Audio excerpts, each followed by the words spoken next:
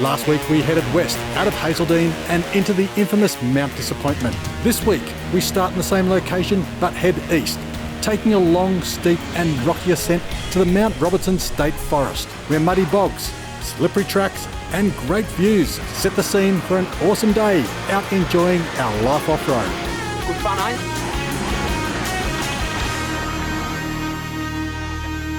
Hold up, my car won't start, hang on.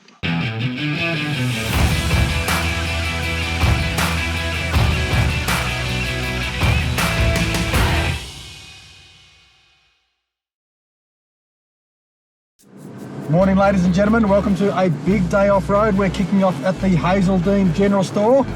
Quick little cross over the King Parrot Creek, looking absolutely stunning this morning. The mist is starting to lift, the sun's starting to poke through, and we're looking forward to an awesome day. Lorne, I believe it's your first trip out with us. I'm Lorne Campbell from Darchi. I'm just here filling in for Steve today. It's been a great opportunity to join the four-wheel drive TV team for a bit of a crash course. Hi, I'm Chris Cox from Mickey Thompson Tyres Australia. Absolutely thrilled to be out here again on my second trip with four-wheel drive TV and life off-road. Chris, you're back with those Baja Boss ATs. Yes, mate, very happy to give them another workout today. I'll tell you what, the section we've got for you this morning, there's a bit of rock in it. We're definitely going to be testing them. Hey guys, Evan from Projector. Just out here today with Alex from our marketing team in the Projector Ranger. Evan, mate, great to have you along for another trip. I see you brought a passenger along. Thanks, Simon. Yeah, we've got Alex from our marketing team along with us today. So it's her first time full driving, so it's going to be good to show her the ropes and show her how to do it safely. First thing we hit was a few little bog holes. Now, they weren't serious, it was just a bit of warm-up stuff, but we made a nice splash, and I actually remember commenting to my GoPro at the time, all the steam that was coming out from under the vehicle. So the vehicle was hot, the water was cold, the air was foggy, and all this steam poured out. It looked fantastic. Woo! Nice little warm-up. Convoy, we should have a bit of a rocky ledge coming up very soon. Further on up the track, we had our first small challenge. The first challenge was going up a short little hill climb. Nice and slippery, sort of a bit of a shaly. Obviously we've had a bit of rain as well, so it's fairly wet. Holy moly. There's rocks sliding down the hill at me. Lord, make sure you select the low range, take your time, watch where we put our wheels. Just creep up here nice and easy. Any trouble, give us a yell. It was quite short, it was pretty steep and rocky, so certainly not having done four-wheel driving, not something that I've tackled before, so it was pretty interesting. I was confident though, having watched the car go up in front of me, that I'd be able to get through. Looks like he's doing all right. Yeah, he's done a great job. Well done, Lorne, great drive, that was excellent. Jeepers.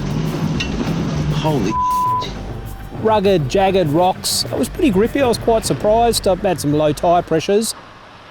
This vehicle behind me has got the Mickey Thompson Baja Boss ATs on it. They are fantastic. They're a 50% on-road and sand and a 50% dirt and mud tyre. So they're specifically made as an all-rounder. They're a 3-ply sidewall tyre, so they're nice and firm, plenty of response through the steering, and it also just helps give stability. They're a very aggressive tread pattern with also a very aggressive side biter. I'll also mention as well that the Ultimate9 Patrol, that's actually on the Mickey Thompson Baja Boss mud terrain tyres. The mud terrain tyre is specifically made with the idea of a 10% on-road and a 90% off-road, so mud and dirt. So it really is an off-road animal. The compound that goes into the mud terrain tyre is a bit different to what goes into the all-terrain tyre. The mud terrain tyre being specifically designed for maximum traction off-road, whereas this one is designed specifically for more highway use. Woo! That was something. Pretty slippery on those rocks, Simon. Once we got up and over our first step, we moved on to what Simon had promised us to be a ripper hill climb, and it didn't disappoint. Well, this is definitely it.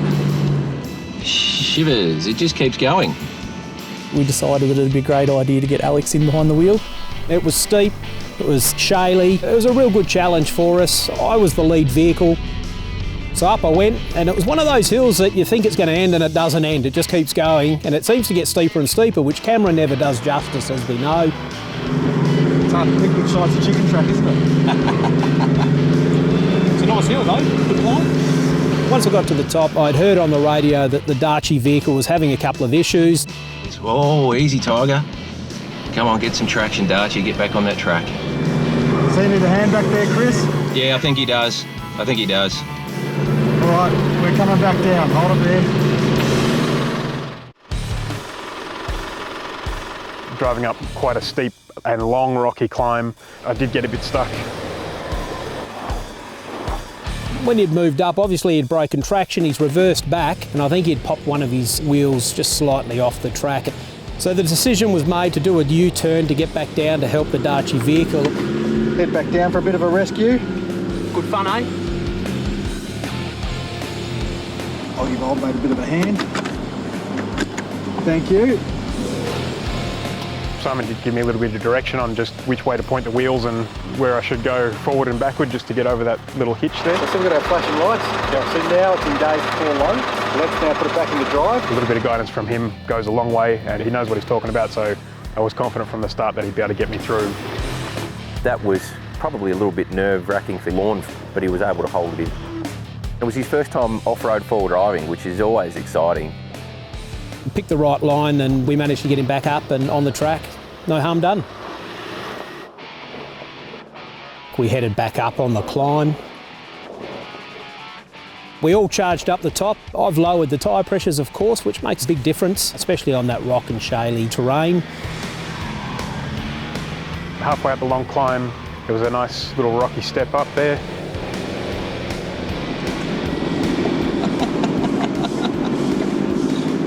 A little bit of a strange feeling going over something like that for the first time. You bounce around quite a lot with the race suspension there, and it's interesting. This is a lovely, lovely goat track. Oh, wow, it's a good rock in here. Couldn't think of a better place to be midweek. Oh, a little bit of spin, but we're okay. Holy shivers. We decided that it'd be a great idea to get Alex in behind the wheel. Being her first time four-wheel driving, it's always good to have a passenger in there for a bit of guidance. Gas, get to the right a little bit, that's it. Yep, perfect. Being the last car, I got a chance to watch what all the other guys in front were doing, and having not done it before and it being quite a difficult track, was pretty pleased to make it up there with no incident. Alex is a natural, Simon. That's all right. The terrain actually started to change. We started to move away from a lot of that bare rock, a lot muddier and a bit softer. We headed off to the Cottrell Ridge track. A few little challenging sort of parts with some bog holes. We pushed through, probably used a bit too much speed, created a bit of a splash. It's a great little bog hole there. It was really good fun. Well, convoy, we are having an absolute cracking day. I reckon down the bottom of this ridge there's going to be a nice little viewing spot, so we'll pull up there and have some lunch, eh? Sounds great, Simon. What a beautiful view. We just had this vista in front of us that went on forever, and it was really amazing. The views were really spectacular, really nice mountain views. Enjoyed the view, took some photos, had something to eat. Well elevated, perfect place to have a sandwich and a drink. Seen plenty of lookouts over the years, but never had to four-wheel drive to get to one, so the views are pretty spectacular and well worth the effort of getting up there. Simon had found such a beautiful picturesque spot, I just couldn't resist pulling out all the awnings and the rooftop tent and showing everything off. So I've got the 180 awning, which is a classic, well-loved product from Daci. Offers plenty of coverage, very simple and quick one-person setup. I've got the 2-metre slimline pull-out awning, perfect for pulling over by the side of the road and just keeping out of the sun or the rain, whatever conditions you find yourself in. On the back, Panorama 2 rooftop tent. It's a standard double-size rooftop tent, very low profile. It sits only 290 mils high when it's closed, so you get reduced wind resistance on that, which is certainly handy for me. I do a lot more miles on the highway than off-road. Be a handy guy to take along camping, I reckon. Really good setup, be a real treat. For someone who's spent a lot of time in a swag, I look at these rooftop tents and I think that's got to be on the bucket list. And then we headed back out onto the road to move on to the next stage. Convoy, good to go? Good to go. Hold up, my car won't start, hang on.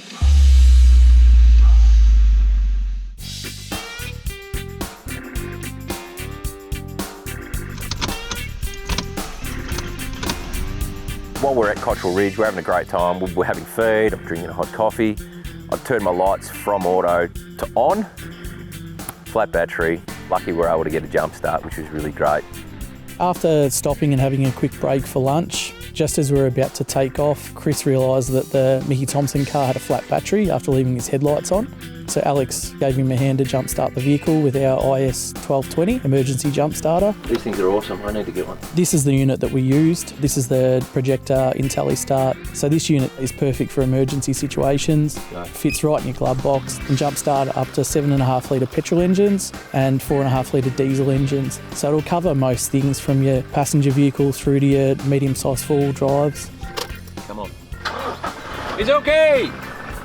Note to self, leave the lights on auto and don't touch them. He punches through the trees! Love it. Back onto Mt Robertson track after lunch. A little bit of rocky patches, slippery patches. There's another little hill climb in there as well. What track's this, do you know? This is an unnamed track, but it looks like it goes to the peak of the hill and probably drops back down onto the main road. Just a nice little windy fire trail between the trees. So as we came out of lunch, we're moving down Mt Robertson Road, and off to the left, Simon noticed a tight, windy incline. Why not take it and have an explore? It was a bit of a loop that just went around the main road. A pretty cool track, plenty of washouts and that sort of stuff. It looked like it had sort of just recently been touched up a little bit, but very tight sort of section through there. And I think that gave Alex a bit of an introduction to some of that tighter stuff. Just a little gutter to get through to get onto the track. So once we got to the top, of course, we descended down the other side. Again, tight, not too technical, plenty of grip. Dropped us back onto Mt Robertson Road, where we then headed off to the lookout. Just before we got to the lookout, there was quite a steep little entry point. It wasn't a long climb, but it was fairly slippery. We made it to the top okay, everyone got through, no problem. This spot, maybe even more than the last one, really showed off the beautiful views that you can see up here in the Victorian High Country. It was really an amazing spot to just stand and check out the landscape below. At this point in the day, the sun even picked the perfect moment to come out for a little while, and we were able to actually warm up a little bit.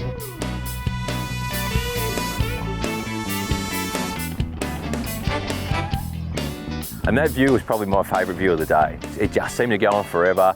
The sky was blue, the sun was out, and it was just magic. One of those perfect moments. So once we descended down the other side, we jumped back onto Mt Robertson Road, which we pressed along. That was sensational, and we headed back down, followed the road for quite a while, moved on to the next area where we started some more challenging four-wheel drive tracks. Moved away from the rock, really got into the mud, and that was sensational.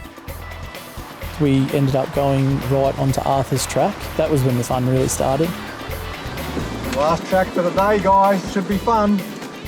They're all fun, Simon. Arthur's track was a ripper. Rutted, good descent and slippery. Now we were lucky today, we didn't have any rain, but you put a bit more rain on that and it could have been a different story for us.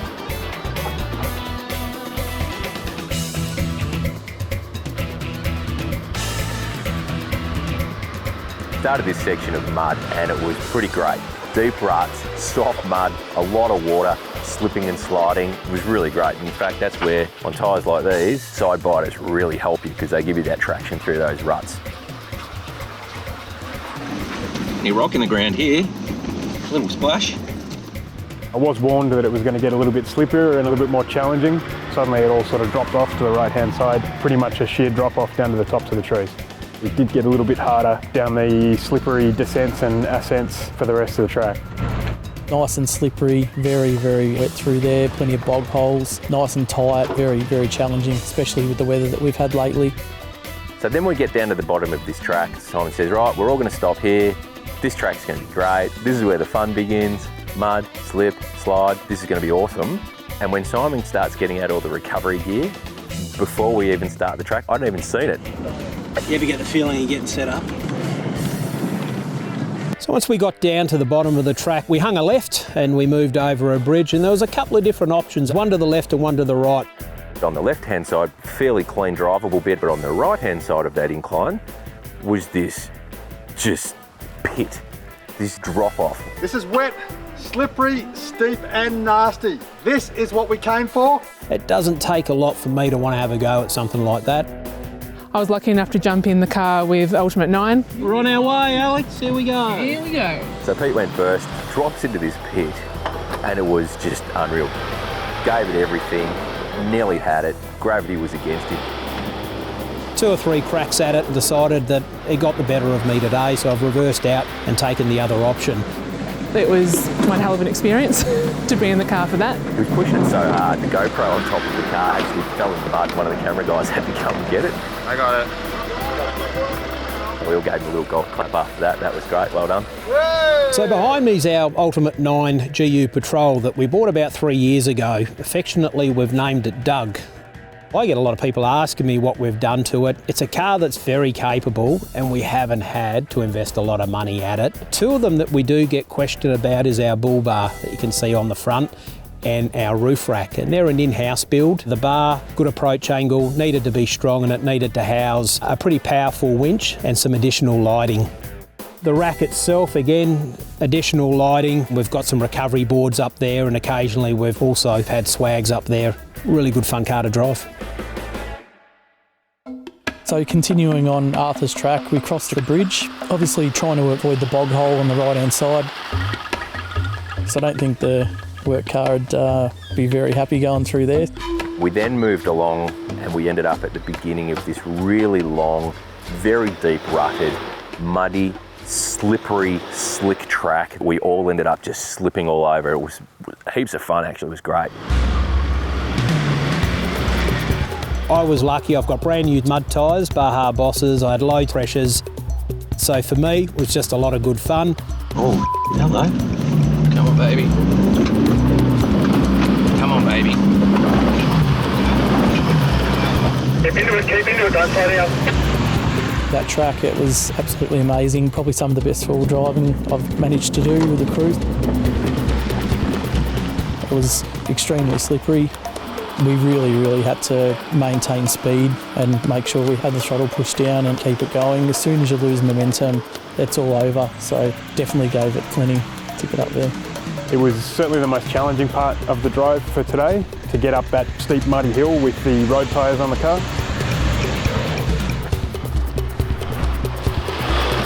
There was one section up the slope where I had about 4 cracks at it and just kept getting stuck in the same spot. I just couldn't manage to push through. The track had a kink to the right, which washed off a lot of speed, and speed was his friend.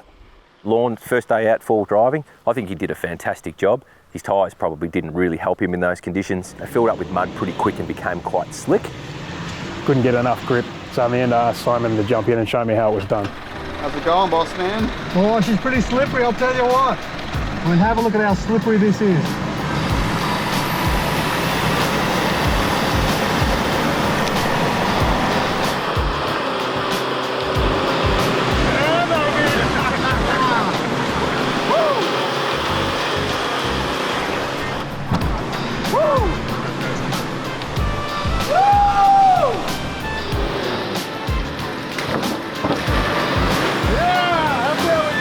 Once all vehicles got to the top, we just transported following the fence line with these rolling green pastures and cows. And Massive thanks to Simon and the guys at Life Off-Road for the great day. Fantastic first time experience for me. Thanks to Alex from our marketing team for putting up with my driving. What a day. Like, I can't believe that we've had sun out. The tracks have been fantastic. There's been enough mud. There's been bare rock. There's been enough slip and slide to really give everybody a little bit of everything.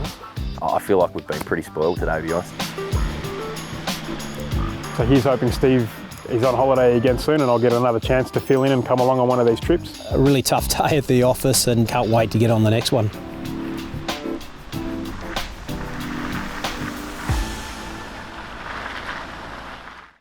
That's not hard.